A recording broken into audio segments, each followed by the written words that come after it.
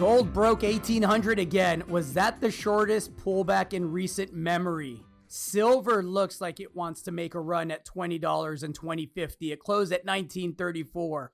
The dollar's back below 96. We'll talk dollar. Copper's at 293. We'll talk copper. We'll talk uranium, which is slowly but surely creeping back into speculators' focus. We're going to talk about unmarked vehicles snatching people off the streets of America. It's something that we should keep an eye on. I am Gerardo Del Real, along with my co-host, Mr. Nick Hodge. This is episode 78 of Bizarro World. And man, what a bizarro world it is. Nick, how the heck are you, first and foremost? Well, I successfully shorted the banking sector this week, and that's pretty high on Nick Hodge's ladder of things to do successfully. So feeling pretty good about that. How are you doing, Gerardo? I am well. I am healthy. Thank you for asking. Let's get right to it. What motivated you to short the banking stocks earlier this week? It's a bold move given that you got Sugar Daddy Jerome, as the ultimate put, right? I can't give any credit to myself. We've talked a little bit about Keith McCullough on this podcast, and we also talk about, paying to educate yourself and listening to other opinions and experts. And he's one of those that I pay to listen to. I watch his morning broadcast, and he has a risk range product that I've been tracking for a little bit and find to be pretty in tune with the things I've seen, at least since, March in this market. And he was talking about and has been talking about the weakness in the financial sector. And if you look at a chart, it's 100% true. The XLF ETF, which tracks that sector, is down some 20 or 25% this year, despite Sugar Daddy Jerome, as you say, right? So the banking sector is having a tough go of it. And plus, it was earnings season. And so despite JP Morgan having quite good earnings because of their trading desk profits, nobody really wanted to talk about Citi earnings and Wells Fargo earnings and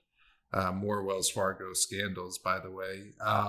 And those stocks didn't do well. I mean, Wells Fargo really took it on the chin, down 6 or 8% in one day. And so a combination of that news, the earnings, et cetera, and banks already being in a bear market combined with the ranges that I had gotten from Keith. I pulled the trigger. I wasn't confident to put it out to a list, but, dabbling here with my own money, and it worked quite well. So there it is. Let's talk major indices briefly. Despite Netflix, which you would think everyone's home and, I'm watching more documentaries than I've ever seen. And I'm a documentary and a history geek, right? So that's saying something. They reported earnings that disappointed, and that sent the stock down 6.5%. Despite the weakness in the banking sector, despite the weakness in a company like Netflix, the Dow and the S&P were actually up for the week. The NASDAQ closed slightly lower for the week, but it's clear that the Fed put is real. I mean, there's no other way to explain, a market that, in Keith McCullough's words, defies gravity most of the week, most of the time, despite the fact that earnings have come in, not beating expectations for the most part. We're having cities like San Francisco, which were reopening, now all of a sudden going back on that. Here in Texas, we're ordering refrigerated vans because the morgue feels that we're going to have a surge in deaths in the next 2 weeks, and there's not going to be enough room for all the bodies. So again, we continue to hammer home the disconnect between the real economy, what most real people that aren't, frankly, as well off as you and I are, fortunately, are going through, and the performance of the major U.S. indices. I mean, it's increasingly hard to reconcile that.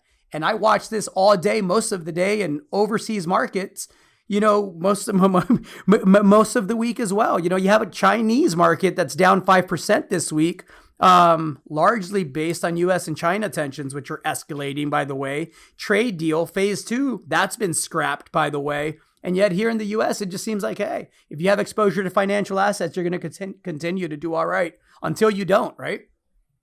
That all makes sense. Yeah. Just to add on to that, it's also what's fueling sort of the, the animosity or the disjointedness not only is viewed through the protests, which are still ongoing, but through a Pew poll, which I wanted to mention, that shows something like 87% of the country dissatisfied, right, and less than 20% proud of where we're currently at, and less than half hopeful. And so when you've got just less than half the country who owns those financial assets, who are and you said it from the beginning, the rich are going to get richer during this thing, right? Because of that asset inflation, and the poor get poorer because they have that purchasing power stolen away from them, right? And you've seen it in the past. While I was writing about it this week, I think that the UUP chart shows since like the end of May, the dollar starts to weaken. And, you started the podcast talking about higher copper prices, et cetera. And that leads to higher costs for real goods for people that don't own the assets. And so you can tie that all together and sort of get a good picture of what's going on. It's tough times for a lot of people, and yet both of our, major parties here in the U.S. continue to be on vacation. It's really time for all parties, whether you're a libertarian or a Republican or a Democrat or don't identify with either party, to really speak up and start calling your senators and your local city council people and making some noise. Because some of the stuff that's going on out there, Nick, is frankly, it's getting a bit scary. I have been in situations, and I've spoken with you privately, and I've shared publicly, some experiences in Mexico where, I've been there when unmarked vans pull up and, armed men in military camouflage jump out and take people. I've seen that several times. And I've seen what happens after that happens repeatedly to a local population. One of two things happens. People get dominated and pushed and bullied into just accepting that reality, or people start to shoot because they don't know who's doing the taking. And I never thought I would see the day in the U.S. where federal agents, this happened this week, and we'll put a link up in Portland, dressed in camouflage and tactical gear without any form of identification in unmarked vans, are seizing is the word they use, taking and detaining protesters and unleashing tear gas in what the governor of Oregon called a blatant abuse of power.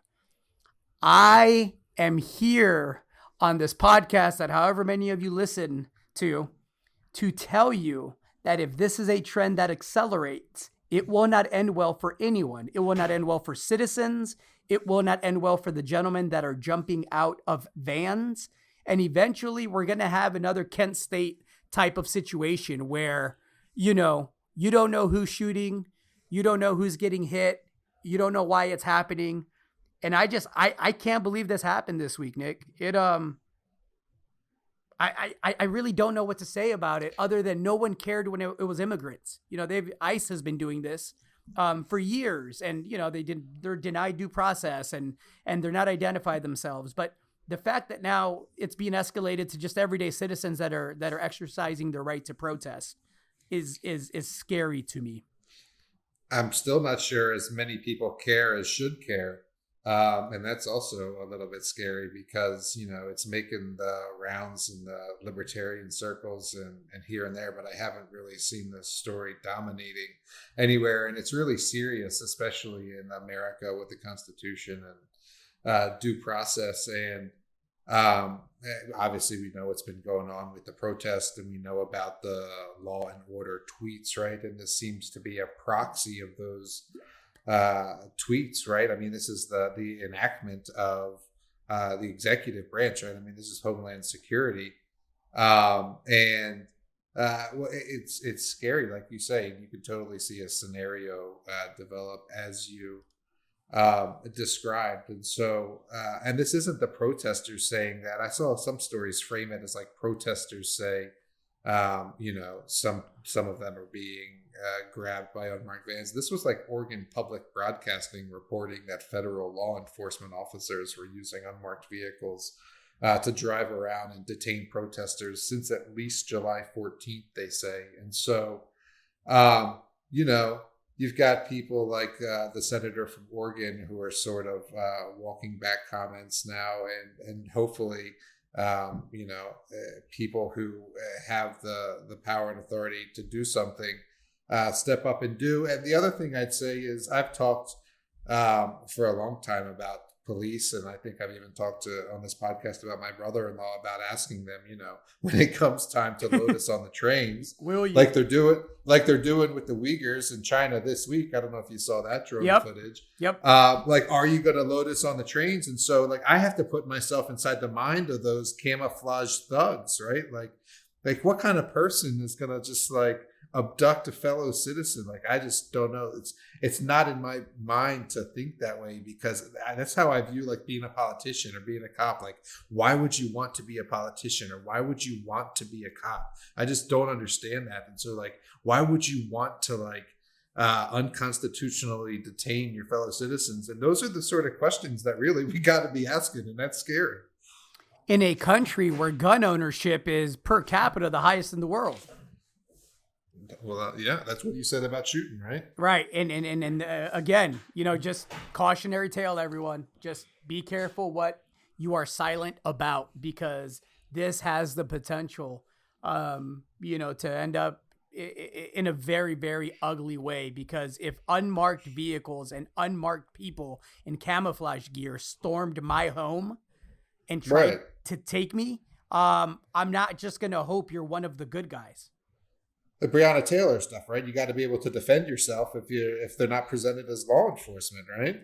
I'm glad you brought up Breonna Taylor, because the officers that killed Breonna Taylor are still walking the streets. Meanwhile, there were protesters that were upset, people that do not want to be silent, and decided that the protesters were going to go and sit on the lawn of Attorney General Daniel Cameron in front of his home. And what ended up happening, and there were some celebrities there. There were some football players, some NFL players, a couple of artists. Anyhow, dozens of demonstrators went on his front lawn demanding answers from the investigation, because it's been 2 months and a lady was killed in her sleep for no good reason. And the response was to arrest the protesters and immediately charge them with a felony. Again, the two systems in place, those in power versus just everyday American citizens, the systems have a very intriguing and disturbing trend towards inequality, right? It lines up beautifully with the wealth disparity in this country. And eventually the felonies were dropped, because among those arrested were NFL player Kenny Stills. And guess what? Kenny Stills has millions of dollars to go get the best help and try to get the attorney general the heck out of there.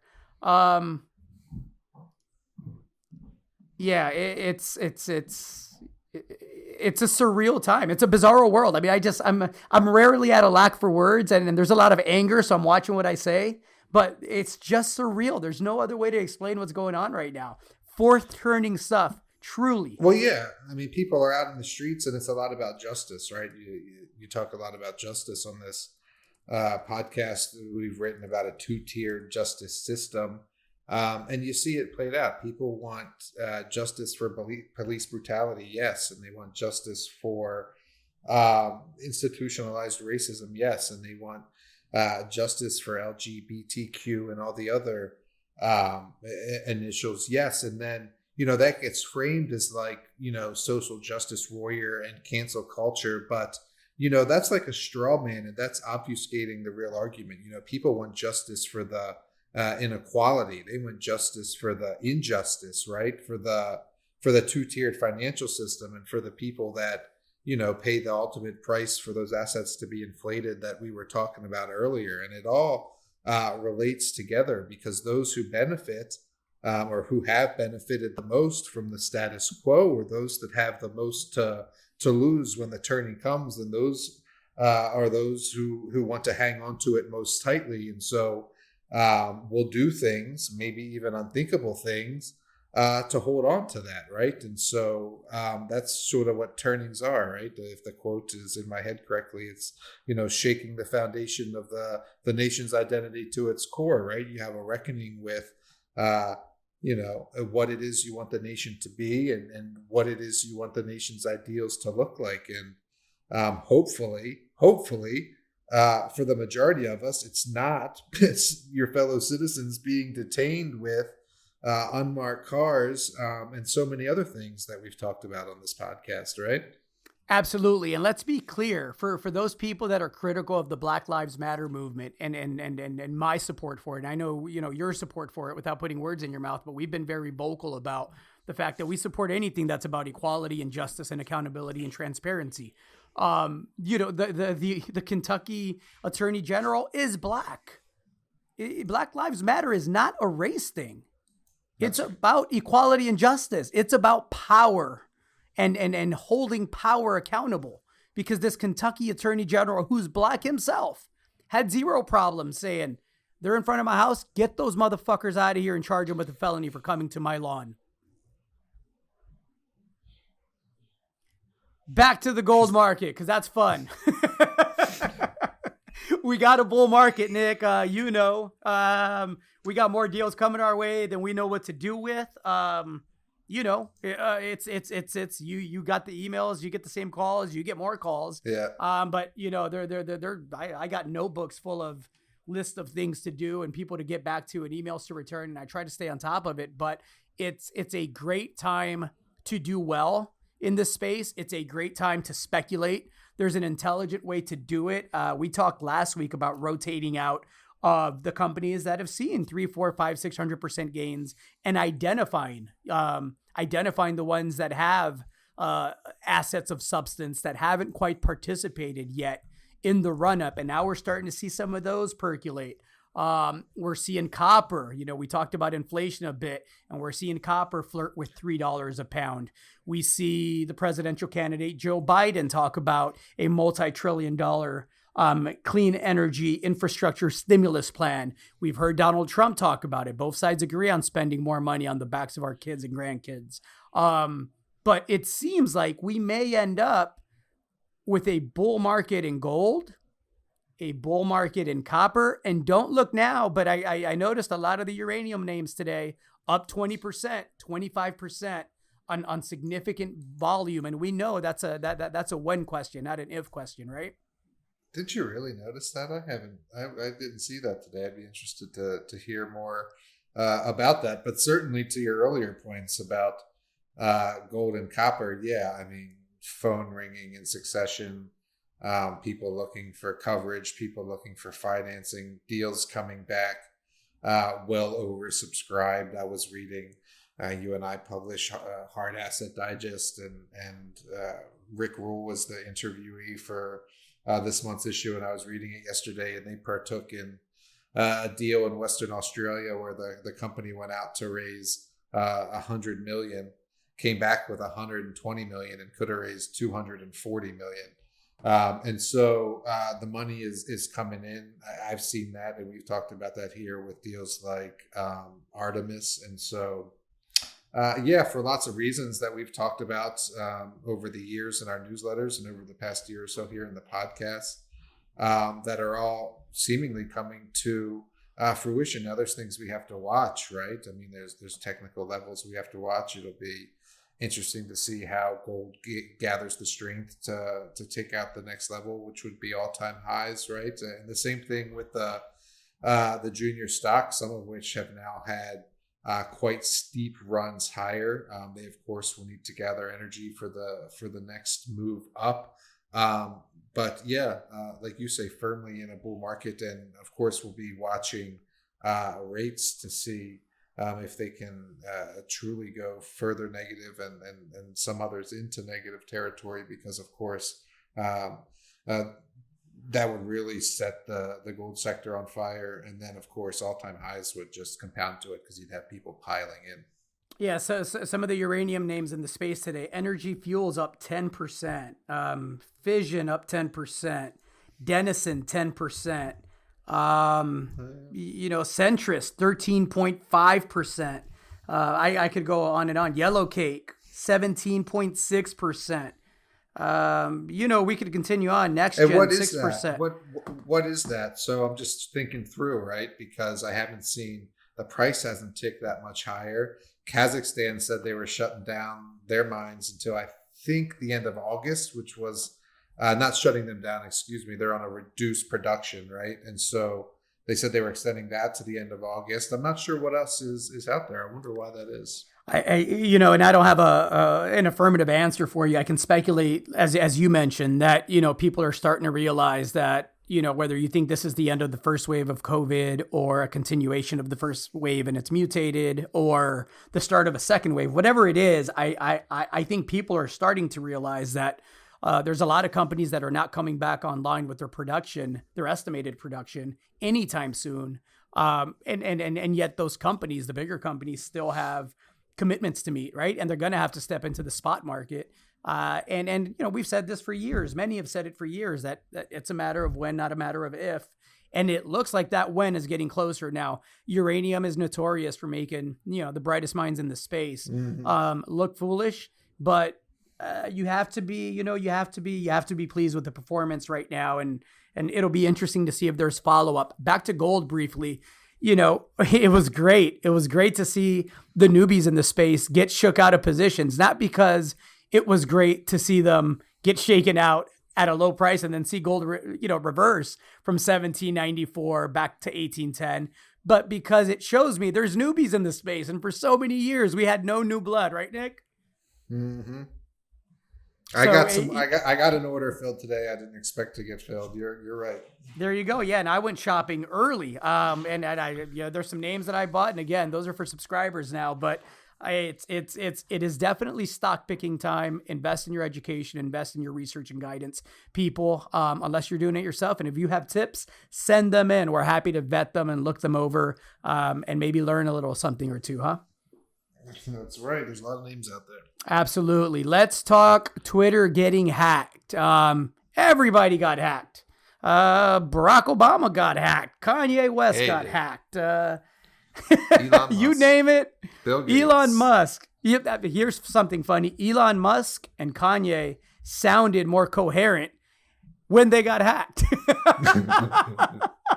That should have been your contrarian indicator that it wasn't Elon or Kanye, because they were making sense. I'm going to give back to my community. For every $1,000 you send my way in Bitcoin, I'm going to send you $2,000. You should have known that wasn't Elon, and you should have known that wasn't Kanye. But a lot of speculation. Is it Russia? Is it China? Is it a practice run for something more serious?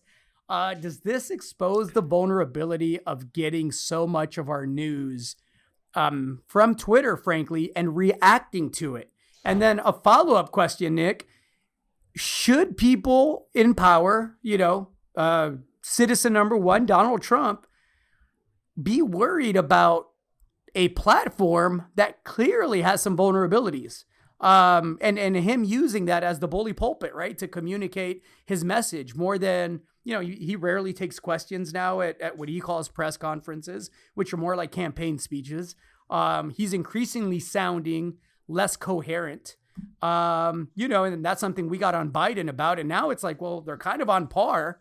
So then, you start thinking, well, who has less sexual assault or sexual creepy allegations, right? And I'm like, all right, well, and then you just continue on down the line, right? Who's passed, less racist legislation? It's the lesser of, I hate to say it, but it's kind of like the lesser of two evils at this point. But back to my Twitter question, what'd you think about the hack? Well, first of all, it happened very fast. It happened late in the day, and it happened when I wasn't paying a lot of attention to Twitter. But when I saw what was happening, I got on and sort of, sniffed it out or whatever. To answer your question, yeah, of course. I mean, there's countless examples of stories gaining traction that were false because it was reflective of the era we live in, where we're headline readers and skimmers, and people retweet things as soon as they see the tweet without reading the article. So yes, 100% to your first question. And we've also seen where the retractions never get as many tweets or likes as the first wrong story. I'm sure you've come across articles about that phenomenon, right? Where a politician will put something out, whether or not they know it's false. I mean, you believe about that what you want to. I have my beliefs, right? Because they know the retraction is going to get less attention than the first statement, right? And so, 100%. And then, of course, about Trump on Twitter, and he and Twitter have sort of gotten into a spat recently about dispersing factual information, and then you and I have talked about in the past about freedom of speech on these platforms, because even though they're private companies, shareholder controlled, that when so many individuals have voices and they're providing the platform, that you get into ethical debates about freedom of speech, etc. And anyway, you could talk about stuff like that forever. But I mean, clearly the technology platforms are in a very precarious place. I mean, just a login away from being able to disperse, I mean, just as you saw yesterday, information to millions and millions of people through various verified, respected, and revered accounts, right? And so very dangerous. And then you start thinking about like deep fake stuff as well. I mean, what if someone hacked Trump's account and then put out a deep fake video with him talking about whatever it is, pick your poison. And so I have all kinds of ways to think about that. Let's talk about, the attack on the flow of information. The White House now is telling hospitals to bypass the CDC on COVID-19 numbers and report those directly, to the administration. They want to see them first. They want it to go to the Department of Health and Human Services. It's happening at a time where, as a citizen of the country, I would want more transparency, not less, given that we are in an election cycle, which is months away. And obviously the response to COVID, whether you're a governor, a city council person, or a president, how you responded and how you continue to view the developments is going to affect what I think about you, right? We have a decision to make with our kids here soon, Nick, where, if the trend continues the way it is right now, do we send our kids to school? We haven't been able to get this under control. Yes, the mortality rate is lower, but the number of cases and frankly, the number of hospitalizations in many states, including here in Texas, has absolutely surged. And so, it's I don't want less information. I don't want the information now to be filtered once I get it. I just want the numbers. Let me look at those numbers and make my own mind up, right? You tell me how many people are in the hospital, how many people are in ICU, how many ICU beds are available, and I can make up my mind about the seriousness and where we're at in the cycle for this virus. But I don't know. What do you think about that? Well, what was the motive? I haven't actually seen that or read about it. So what was the motive? What did they say? I mean, I would have my suspicions, of course, and other people would as well. But what did they say was the reasoning for that? The official motive from the White House and the Trump administration is that they believe that the numbers are getting fudged by the CDC. And why are we fudging the numbers? Again, me wanting to be informed and wanting facts, I would challenge the administration to tell me where, right? Because there's so much that is said by this administration that ends up just not being true, being flat out lies. So yes, I don't want anybody messing with the numbers. I don't want the numbers being manipulated. But I don't want them being manipulated by anyone. And, this comes during a week where Anthony Fauci, the lead person on this for the White House, again, Trump's guy, is being attacked by his own administration, which again, just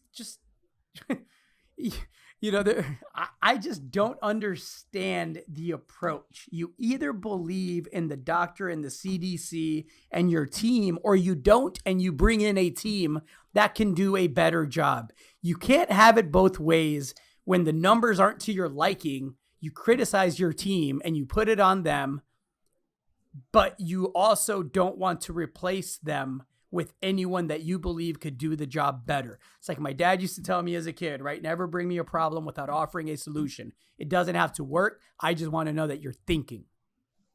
I want to know that the president is thinking, and him scapegoating everybody doesn't give me a vote of confidence. You know, where he's fighting the Supreme Court again about his tax returns because there's probably a payment to Stormy Daniels in there, the comedian and author and porn star, and you know, obviously this is not the time for that to resurface for him. It's not convenient. But again, was that reverse chronological order on the Stormy Daniels careers? Sorry you like how I did that? I'm listening. I like and respect Stormy. I don't think she gets enough credit for some of her other talents. I'm listening. So again, I want more information. I don't want less, right? Anyhow, that, you know, again, we have unmarked vehicles and unidentified people in military gear taking Americans on the street and sending them, you know, hopefully to prison and hopefully giving them due process. That's happening. We have one of our largest social media platforms getting hacked by God knows who. That's happening. We got protesters facing felonies for marching on the Attorney General's lawn. That's happening. And we got a president who just, you know, doesn't want the flow of information to happen if it's going not his way. Well, there's a whole lot that's happening. One other thing that's happening that I've mentioned and will continue to is the election betting odds, which now has Biden up over 1% up just today to 60%. Likelihood of winning the election puts Trump down below 37 when you factor in the other contenders that are still getting money for some reason. And anecdotally, I'm just seeing, I mean, you can see the presidency imploding. I mean, you can see it's a sort of happening, right? We've talked about that. But even among people I talk to and my friends who are conservative and vote Republican and have backed Trump so far, starting to back off a little bit, especially as it relates to the virus. You know, we have like a group text, and I was telling them back in February about the testing. You'll remember back in February and March, we were talking about how far behind the U.S. was in the testing, and they were still sort of defending him. And then, you know, one of them today, just this morning, in fact, said something about how stupid the Republican, the governor of Georgia was being. And I, the first thing I responded, it wasn't even 5 a.m. yet. I had just woken up. I was still laying in bed. And I said, oh yeah, well, how about the president? Right. And then it was sort of like no defense of him anymore. Right. And so that's just anecdotal, but it's sort of indefensible, right? It's sort of indefensible. Absolutely. And again, it's, you know, you believe what you want to believe, but facts are facts. And anyhow, that is where we're at in America in 2020 on July the 17th when this is being recorded, everybody. The good news, there's money to make in the gold space. There's money to make in the copper space. Gold copper plays, which we highlighted a couple of weeks ago, have done remarkably well. If you have a lot of both, it turns out, you trade higher when gold and copper goes higher, right? I joked on Twitter earlier in the week that, you know, here's your free technical analysis for the day. If it doesn't want to go down, it probably wants to go back up. And that's kind of the way that it worked out, right? It had a little mini move down and then it went back up, but that's just the market we're in, and we're going to see volatility, and it's not going to be like this, you know, for the next 4 or 5 years. There will be longer pullbacks than a day or 2 days, but you know, another question for you, Nick. Everything happens faster now, right? I think this bull market, because it happened when it happened, caught a lot of people by surprise. There were a lot of sell in May folks that I know were taking profits in April, and I was buying a lot of their stock, and I know they were buying it back at much higher prices a couple of months later. And I think the bull market in the gold space, you know, caught a lot of people by surprise. I also think that the pullbacks now, because of digital trading and the algorithms and the situation with COVID and the lockdowns, are going to be briefer. I think, you know, slingshot moves will happen a lot quicker than they used to. You know, pullbacks and consolidations that used to take a month, it might take 3 days now. Do you share that sentiment, or do you think we'll have, you know, traditional trading patterns? No, things are definitely happening quicker, and you can see that in the big moves um, in the large indices when you've got the S&P moving 8% in a couple of days, when that's normally like an annual type move, right? And there's a lot of ways you can answer that question. One of them has to do with volatility. Volatility has been relatively high since the whole coronavirus started. And that's one of the things that allows these big moves to take place, but also an increase in retail people in the market. There was an article, I think last week it was, saying that, on some days, especially at the peaks, and this speaks to your point a little bit, especially at the peaks or the inflection points, up to 25% of the market volume is retail. And so when these retail names are coming into the space in the droves that they're in the market now, certainly you can have consolidations and reversals, and corrections much more quickly. Agreed. So something to look out for. I have to mention silver. I've been a skeptic of silver up until this week. I've said that it's going to have to break 2050. Are you ready? For me to believe the bull market. My spidey senses are tingling a little bit, and I've added some names with silver exposure privately, recently, and publicly in the newsletters. We're getting really close to a breakout. If we can break 2050, 2050 for silver is kind of how I saw 1454, 1474 gold. It was kind of like the line in the sand for me that once we broke that, we were going to be off to the races, and, it took a while, but we got there. It was a long first inning, as I told one subscriber, but now things are happening fast, and you could pull up a chart. It's been a thing of beauty. Silver's getting close. And I think it's worth paying attention, and there's ways to play that where, you don't need pure silver exposure. It's hard to find, frankly, but there's a lot of companies like gold, copper companies that have gold and silver. And, a name that hasn't participated in this run up yet, I'll give you a free one. Almaden Minerals, longtime shareholder, longtime supporter, love the asset, love the team. I think a permit is upcoming, though we've said that for it seems like 6-7 months now. Hopefully that gets sorted out in the next month or two. But Almaden Minerals, polymetallic deposit, 50% gold, 50% silver, and it has a mill. The mill is worth the $80 million market cap that it boasts on the Canadian exchange right now. So if you want exposure to both in a name that hasn't run up yet, Almaden Minerals, that's a freebie. There you go. What are we doing? Names now? I followed Mr. Dines into Hecla last week, and so how'd that work out for you? Let me look. Real time update, guys. Oh, very well. We bought under $4. It's $4.60. Hey, you see how that works, everybody? I loved Mr. Dines' line. He said, "Buy the silvers, and buy the precious metal stocks." And forgive me if the quote is off, but you'll correct me, Nick. I believe he said, "Buy it because of this, this, and that." He gave some technical analysis explanation, as he typically does, and he's great at that, by the way. And then he said, "Or if you just like money." And I'm going to find it for you. You should. And I thought it was so perfect for the market we're in. You could buy it for this, and that technical reason. You could see, the 50-day moving average. You could chart the 200-day moving average, or you cannot do any of that shit. If you just like money, buy it. He says, investors seeking such a high quality silver are advised to add to positions. Also those who just want money. There you go. And it worked out pretty well for you thus far, right, Nick? Hey, I wanted money.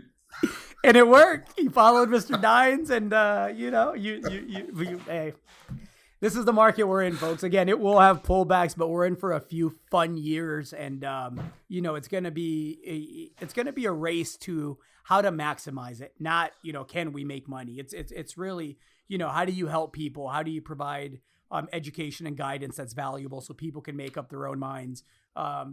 Fortunately, knock on wood, we're okay. We're going to be okay. We're positioned well. And we've seen that already, right? It's been an incredible year, and it's just mid-July. But for people that are newer to the space, it's going to be a phenomenal couple of years, and hopefully we're able to share that with a lot of you out there. And again, email and tweet and send in thoughts and feedback. We love seeing it. We love reading it. It's always interesting to me that I'll get on the phone with someone for a meeting on a company or an update with a large shareholder somewhere. And hey, I listen to the podcast, a gentleman from Canada, people from Australia, people from all over the place. So while we obviously talk a lot about domestic issues here in the US, please write in and give us some feedback. And if there's something that's important to you, let us know. Good stuff. Absolutely. All right, Nick, my feel good story is really not a story. It's just an event. Anyone that knows me well knows that I'm a diehard Cub fan. Spent a portion of my childhood in Chicago, have a lot of family there. Go back every year. This is the first year I'll miss Wrigley and I'll miss the family because of COVID. But baseball's back in 6 days. So I can't wait. There's going to be a lot of working with the game on in the background as we tend to play a lot of day games. And I am very, very, very excited for the Cubs to come back on. And you know what? For all of you asking, if we win the shortened season title, you bet your ass off I'm celebrating like we won a 162-game title. Well, I'm happy you're excited. Baseball is a fun thing to watch. I, of course, enjoy it as well. Don't follow it as closely as you, but thank goodness something is coming back, because it seems like a lot of other things are going in the wrong direction. I was reading something today about music concerts not coming back until 2021. And so hurts my heart, Nick. I'm a music I know I've missed a couple shows as well. And so that's sad. We had to cancel one for Sturgill, and yeah, that's no bueno. So at least you get to see your Cubs. Absolutely. Albeit on television. Absolutely. Yeah, it is what it is. I'll take it right now, right? There it is. All right, Nick, you got a feel-good story for me, or are we good? No, I'll tell you, it's not really a feel-good story, but I rag on all these dumbass ideas for climate change and clean energy that are just clearly not going to work, right? Like solar roads? Exactly. That's my main example, or whatever it is, pumping concrete blocks up in the sky and then letting them fall. Just these asinine ideas. So when I see a good one, or one that at least, passes the sniff test, I like to read more about it and share it. And so just quickly, Norway started storing emissions from a cement manufacturing plant on the sea floor. And this is not the story I want to talk about, but it just popped into my mind just a couple of weeks ago. And it's still expensive, but they're trying to become the leaders in it and get more people to go to Norway, sort of like, how certain countries specialize in certain things. They're trying to become like the carbon emissions offshore storage. And so they're trying to get the costs down. And so that's sort of like, that passes the sniff test. Like, okay, yeah, I can see this working if they get the costs down. But an even better idea I saw this week was had to do with basalt, which is, of course, a type of granite. And here in Spokane, we have literal tons and tons and tons of it, because we're sitting on I think it's hundreds of feet thick basalt shelf that starts like at surface, right? And so the idea here is to grind up this basalt stone, not just in Spokane, but they're doing this already in Spain, for example, and spread the crushed up rock on farm fields. And then the different minerals in the rock it's a long process. This is a long game, Gerardo.